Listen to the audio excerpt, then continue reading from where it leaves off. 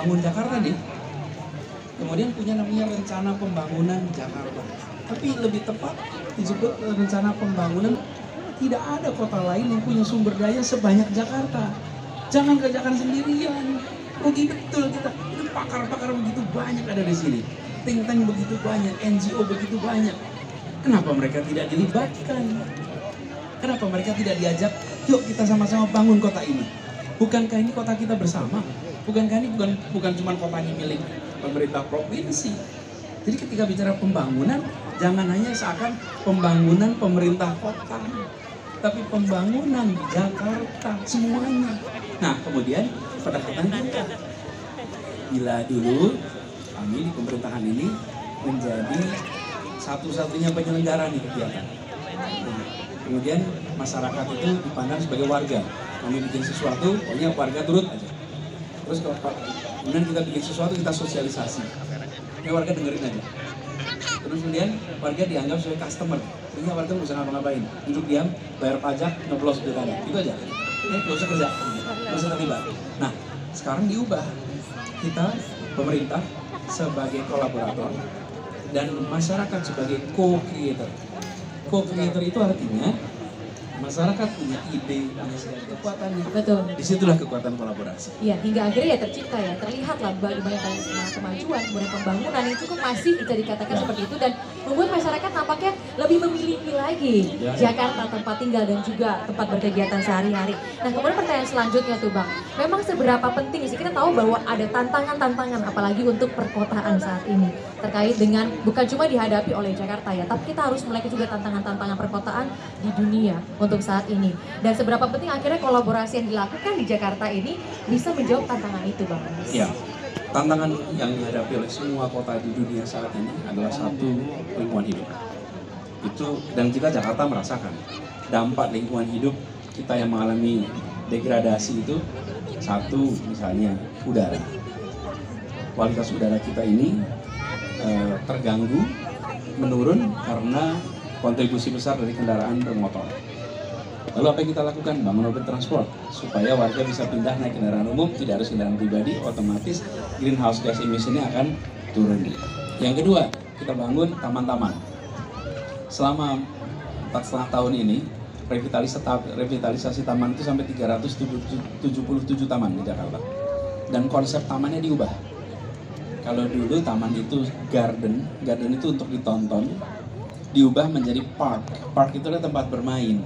Cuman lembaga, jadi harapannya satu adalah tentang lingkungan hidup, yang tidak kalah penting kita membangun ruang ketiga supaya warga punya perasaan kesetaraan. Ini juga Daniar, kenapa di sini dibuatnya jalur pedestrian. Begitu sampai pedestrian, di sini tidak bisa dibedakan yang jalan kaki itu pejabat tinggi atau rakyat biasa, kaya atau miskin, rumahnya besar atau rumahnya kecil, semua jalan di jalur yang sama, semua merasakan fasilitas yang sama. Jadi pendekatan yang dilakukan itu bukan saja soal bangunan fisiknya dan ada JPO-JPO banyak di situ. Apa yang menarik dari fenomena ini? Dari fenomena ini adalah orang tua bawa anak-anaknya ke sana. Ini yang saya bayangkan nih. Bisa jadi orang tua masih hidupnya sederhana. Bisa jadi. Tapi ketika dia sampai ke situ dia bawa anak-anaknya. Nah, kau belajar yang rajin ya. Biar satu saat kau bisa punya gedung di sini. Suatu saat kau bisa kerja di tempat ini nih. Bisa saja kami ini masih belum sejahtera. Tapi kau belajar yang rajin ya, kerja keras ya. Biar satu saat kau bisa punya tempat seperti ini. Jadi orang itu melihat ada harapan ke depan. Ini adalah Indonesia kita, dan semua yang bekerja di gedung itu mayoritas adalah, bisa dibilang hampir semua lah, anak-anak hasil pendidikan Republik ini. Jadi tempat ini berubah dari sekedar tempat orang mencari penghidupan, datang ke situ untuk cari uang, untuk kerja, untuk bisnis, berubah menjadi sebuah fasilitas yang bisa dinikmati oleh semua kalangan masyarakat. Itulah salah satu ciri kota modern. Alhamdulillah Jakarta sekarang sudah melakukan. Mudah-mudahan bisa diteruskan nanti ke depannya. Betul, dan sedikit demi sedikit sudah mulai dinikmati oleh masyarakat begitu ya Bang. Jadi intinya hanya memperbaiki dan juga membuat trotoar semakin bagus di Jakarta saja, sudah memperbaiki banyak hal intinya seperti itu. Dan juga manfaatnya bukan sekedar kita rajin berjalan kaki atau mempermudah itu semua, tapi juga ada banyak hal yang akhirnya berubah. Nah, kalau tadi kita bicara soal trotoar itu juga tidak bisa dipisahkan dengan namanya moda transportasi.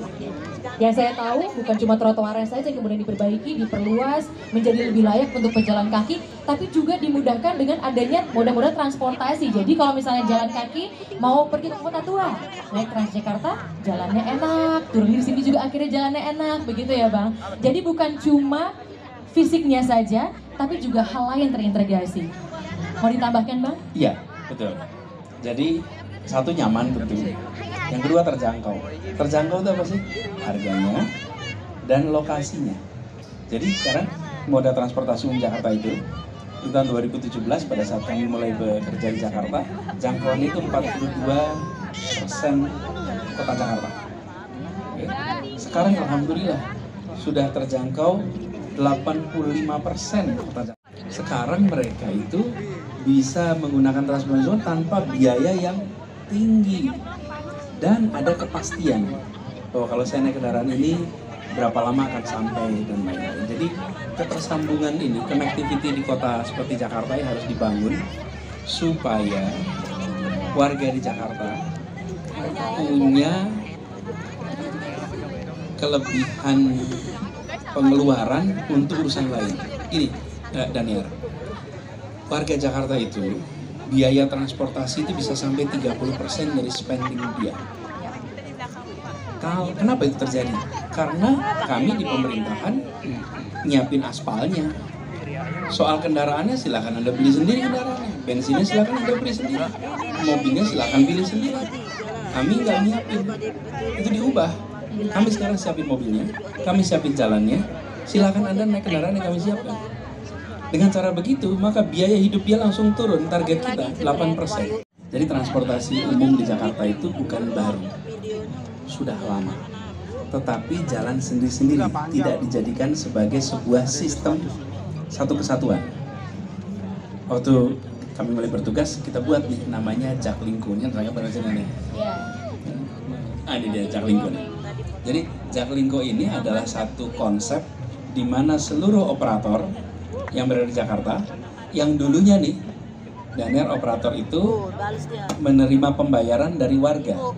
Kalau naik angkot bayar, naik metro mini bayar, naik itu semua bayar, Kopaja bayar tuh. Kita ubah itu sekarang.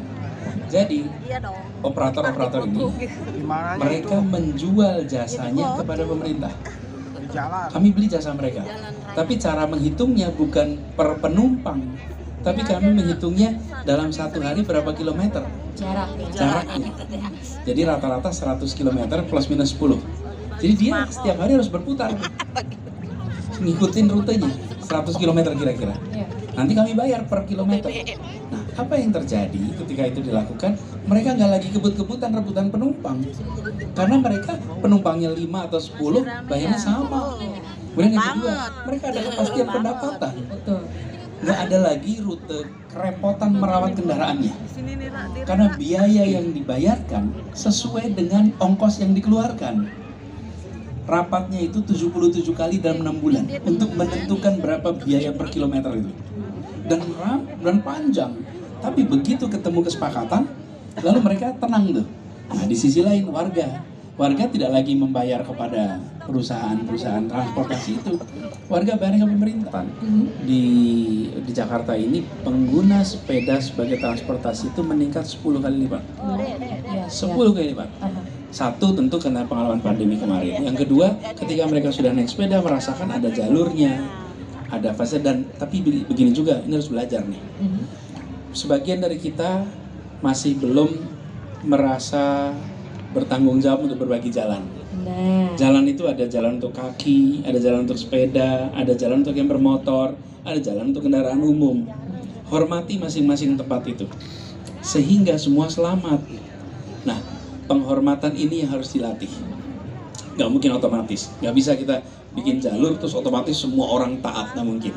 Tapi pelan-pelan kita lakukan pembelajaran secara kolektif. Iya, dan saya yakin Bapak Ibu yang saat ini mendengarkan pasti ya harus tahu ya jalur mana jalur sepeda. Jangan terabas lagi trotoar saking lebarnya. Wah, dikira ini tambah jalan untuk sepeda motor nih. Tapi jangan ya. Dan jangan parkir di trotoar. Nah, jangan jualan juga di trotoar sekarang. Kita ini sekarang petugas-petugas kita itu mentertibkan tiap hari begitu banyak orang yang parkir di trotoar. Nah, Itu meningkatkan pendapatan kita karena dendanya di situ. Tapi kan kita nggak kepengen dapat pendapatan dari denda itu. ya intinya menghormati semua pengguna jalan ya, karena sudah banyak sekali yang terintegrasi. Nah, belum lagi masalah antar modanya juga integrasi sekali, Pak. Ya. Yang dari mulai tadinya mungkin tadi kita bicara satu persatu, MRT, kemudian stasiun, ada juga yang akhirnya dari stasiun kita langsung bisa naik yang namanya ojol misalnya, sudah ada hubnya di situ, kemudian bisa naik, kemudian MRT lagi, bisa naik lagi Transjakarta. Jadi intinya sudah banyak sekali stasiun-stasiun utamanya yang mendapatkan penataan ya Bang Anis. Ya, nah stasiun-stasiun juga begitu. Jadi sudah begitu. Kita Jakarta ini punya lebih dari 50 stasiun seputar Jakarta. Tetapi tidak tersambungkan dengan angkutan darat lainnya. Nah, selama ini kita bicara dengan KAI dan alhamdulillah sangat senang sekali karena PT KAI itu sangat suportif. Mereka kemudian bekerja bersama kita. Mereka juga punya kepentingan bahwa supaya para penumpang itu mudah untuk pindah ke kendaraan lain. Kami punya kepentingan jalur-jalur dekat stasiun itu nggak macet. Kenapa? Ya kita senang nomor atas, tapi jangan kalau kemacetan. Iya dong, aduh. Jadi Macet kalau- udah bikin pusing segala macam ya, udah kerja kalau itu. Jadi terlambat. kita itu. Nah, terus kemudian tahun 2018 peringkat kita turun. Jadi nomor 7. Alhamdulillah. Terus kemudian tahun 2019 peringkat kita udah turun lagi nomor 10, tapi masih 10 besar. 10 besar dunia. Tahun 21 kita menjadi peringkat 31 dunia dan sekarang nomor 46. Wow, itu gol. Ini adalah kerja semuanya. Iya. Ini terjadi kenapa? Karena kita yang pada pindah ke kendaraan umum, seperti Daniar yang dulu naik kendaraan pribadi pindah ke kendaraan umum. Jadi ini bukan hasilnya gubernur. Ini adalah hasil kerja seluruh warga Jakarta yang tadi yang hanya 350.000 naik kendaraan umum menjadi 1 juta naik kendaraan umum, itu 650.000 orang itu pindah tuh ke kendaraan umum. Dan ukuran ini dari namanya TomTom Traffic Index. TomTom Traffic Index itu menilai secara digital kota-kota besar di dunia, dan mereka menemukan kenyataan bahwa Jakarta tingkat kemacetan menurun. Apakah kita masih punya kemacetan? Masih. Bahkan saya sebut misalnya Tokyo. Tokyo itu sebuah kota yang transportasi umumnya barangkali termasuk salah satu yang paling terlengkap di dunia. Tapi kemacetan Tokyo itu lebih tinggi daripada kita. Mereka lebih macet daripada kita. Dan itu menandakan bahwa selama kita masih sering menggunakan kendaraan pribadi, maka kemacetan itu akan terjadi. Apa yang ditawarkan kendaraan umum? Yang ditawarkan adalah satu, biaya murah, lokasi terjangkau, dan kepastian waktu. Kalau pakai kendaraan umum biayanya lebih murah, dikerjakan menjalannya lebih nyaman, karena nggak usah nyetir sendiri, nggak usah bawa motor sendiri, bisa sambil bekerja. Lalu ada kepastian berapa waktu dipakai untuk mencapai sebuah titik. Kalau naik kendaraan pribadi malah nggak tentu. Kalau berangkat kan lihat Waze, lihat Google Map untuk ngecek nih berapa Belum lama. lagi ganjil genap. Belum lagi ganjil genap. Nah, itu yang kemudian kalau pakai kendaraan umum itu akan bisa terjadi. Jadi kita bersyukur, tapi pekerjaan belum selesai. Gini Daniel, kita akan bisa disebut mencapai target apabila pengguna kendaraan umum di Jakarta itu mencapai angka 44 juta orang per hari. Kemarin kan 350, udah jadi 1 juta. Sekarang kita harus mengejar sampai 4 juta. Targetnya nanti sebenarnya target itu 2030. Tapi saya lihat dengan tren yang ada sekarang, rasanya ini bisa tercapai lebih cepat. Karena ternyata warga kita lebih cepat mau pindah ke kendaraan umum. Kemarin naik 3 kali lipat. Kalau ini bisa naik cepat juga, jadi 2 juta, 3 juta, rasanya 4 juta bisa tercapai lebih cepat dari target di tahun 2030. Iya, tapi rasanya juga saya jadi lebih sangat-sangat berterima kasih sih Bang dengan adanya berbagai macam kolaborasi, utamanya dari semua pihak, kolaborasi di seluruh Jakarta, begitu dengan pihak-pihak swasta, kemudian Pemprov DKI Jakarta, warganya juga, hingga akhirnya itu semua masyarakat perlahan nyaman, karena kenyamanan itu dia ya, semuanya terintegrasi, jadinya hingga akhirnya kita bisa melihat banyak sekali hal yang lebih positif. Nah, Bang Anis, sekarang saatnya kita turun panggung. Siap. Kita turun, saya mau ajak Bang Anis untuk jalan ke arah sana. Mari Bang, Yuk. saya tunjukkan. Kita akan pindah, Bapak Ibu semua di sini, langsung siap-siap pindah karena mau tahu sebetulnya ada apa sih di ujung sana. Karena nanti Di sana kita akan masuk ke lorong ataupun instalasi waktu, lorong waktu, Bang Anies, untuk melihat bagaimana perubahan yang sudah terjadi, baik itu di Jakarta yang dulu dan juga Jakarta yang sekarang. Oke, halo Ibu Ferry, apa kabar? Halo Pak. Semuanya berkumpul di sini. Sekarang kita belok dulu ke arah sana. Bang Anies mengikuti red carpet di sini. Ya, sambil juga kita bisa melihat di sini ya antusiasme warga yang juga sudah ikut